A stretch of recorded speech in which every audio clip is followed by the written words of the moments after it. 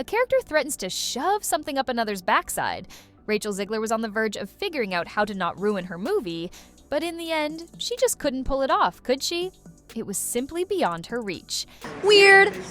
Dressing. Her up like Satan in this case is quite fitting, especially considering she gave an entire interview about needing strong women around her. Ariana Grande reached out to me and said, "If you need anything, I'm here." I've seen her face so much in the public eye, and I've always admired her courage through it all. I even called JJ like a big sister. I love how she has no regrets about being outspoken, strong-willed, and unapologetically confident. In other words, I regret nothing. At the end of the day, this is a story of representation, and it matters. I have all these people around me ready to back me up on what I've said, instead of offering the right advice, that I should apologize because I did something wrong. They think this is just toxic Disney fans tearing down another woman, as they've done her entire life. The interview even touches on how Gal Gadot's betrayal of the evil queen is more complex than the older version. This one isn't just narcissistic, it's manipulative, authoritarian, and consumed by demands for loyalty and the hunger for power. Given today's headlines, that feels downright chilling. Yes, now Gal Gadot is an allegory for the orange man, so you can just be worthless. Cheers! No doubt this take will resonate well with your international audiences. Everyone needs to see this Snow White because it shows you don't have to face things with anger or a clenched fist that merely hides fear, insecurity, and a lack of love. Power comes in many forms, and I hope we'll see a new dawn of kindness and acceptance in the coming years. The cartoon was made 85 years ago, therefore it's extremely dated. All of Andrew's scenes could get cut, who knows? It's Hollywood, baby. People don't need to use hate to cause further division. And if you disagree with this sentiment, just hit the unfollow button. I don't need your business. Thanks. Her words linger thoughtful and deliberate, as if she's considering her own relationship with hope. I deserve to be paid for every hour that it is streamed online. What a load of feminine waffle that was. It's based. Femininity is what we need, not masculinity. I can't understand worldviews that don't treat me as the default. Why is everyone angry at me? Maybe I've done something wrong. No, it's the people who are wrong. Do you want to accept and be kind to evil? No, actually, no thanks. Do you want to unite with evil? No. Actually, I'd prefer to be divided on that. Thank you very much, and quite frankly, I'd rather just be blunt and talk about things instead of passive-aggressive. Commentary. Oh, I'm just speaking in general when we all know this is in response to what you've said. Also, I think this movie is going to change the world by ushering in a new dawn of kindness and acceptance, really giving that Eternals will save lives energy, right? Maybe the one thing that could save Hollywood, aside from masculinity, is just employing people to walk around movie sets shouting, "You're irrelevant and don't matter," at everyone on set. I have to say this is a law interview and none of the pictures are very kind to her. If I were you, I wouldn't have done this photo shoot. No, seriously, I wouldn't have. This is quite frankly humiliating. I hate to say it, but Lily Savage did it better. You look like me trying to get into a Cyberpunk 2077 brothel. I mean, look, love, I know you're a fan of men in dresses, but you didn't need to look like one. Now, we know who did. The styling and the makeup, you can probably figure out what BBY stands for yourself. While I do appreciate her confirming her identity, I'd give a tip to actresses. Don't let someone who does their own makeup, especially. With a nose ring, do yours. Don't trust your makeup to someone with a nose ring.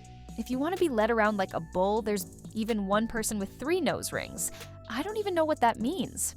With that much metal in your face, you could probably pick up BBC Radio 4 while walking outside. It humbles me and keeps me grounded. And there's so much more in this interview, including everything from how she landed the job to the question that women, especially women of color, are often asked incorrectly. No, you're forced to answer. Well, it's rarely asked of white men. That's because they're not given any special privileges. They actually have. The reason people ask it of others is because they want to know, were you given that because of your identity? The answer is yes, she was. The sisterhood of the traveling clues is offensive on its face. I would agree. But I'm wondering why you'd think that, though.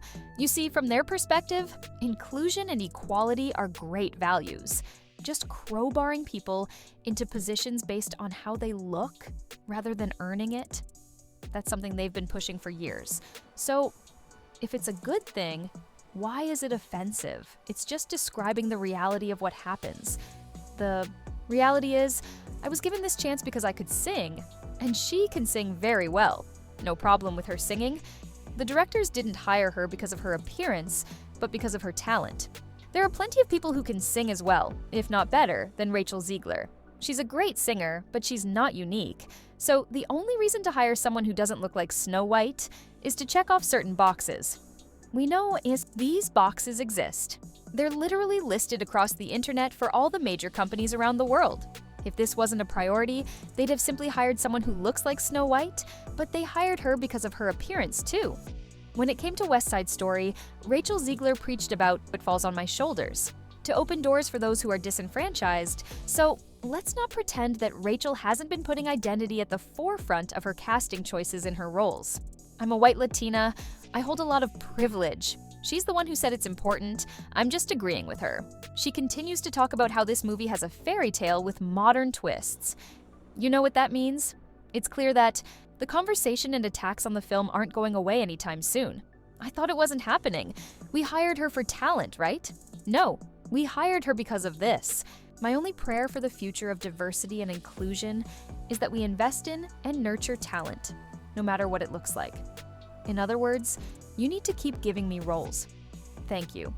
When I say, no matter what it looks like, I mean, keep. Casting me in roles I shouldn't be in. Please keep including me for my tick boxes and all the roles I shouldn't be in. Cast me in Latino roles because it's important they're represented. Then, we're just going to lie and say it was all about talent, even though we'll still say it's about diversity. We'll talk out of both sides of our mouth in the same interview and then gaslight you saying it's not happening. And all of this comes after Rachel, when asked what she would say to those overly critiquing the film after she's worked so hard on it, didn't even answer.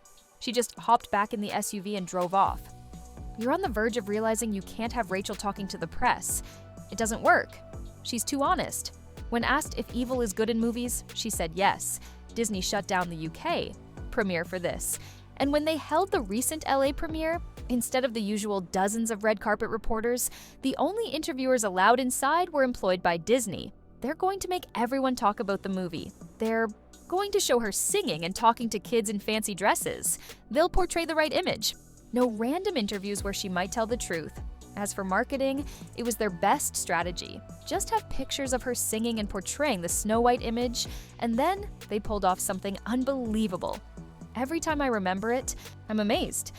Disney was in so much trouble with this movie that they brought out their secret weapon to distract from the controversy: a rabbit on the red carpet. This guy did an actual photo shoot on the red carpet, but they even dressed him up in clothes. You know, this wasn't just a spur-of-the-moment thing where a rabbit got loose and decided to take photos. It was staged. They dressed him up in proper clothes. It's awkward. Oh no, I feel weird. He's frozen in position like a robot. Someone get this crap off me. He's even holding a sign that says Forest Rabbit Number 1. They gave him credits. This red carpet, sponsored by Miracle Grow, will never get old. We thought it was apt because we have a lot in common. We're both made of something.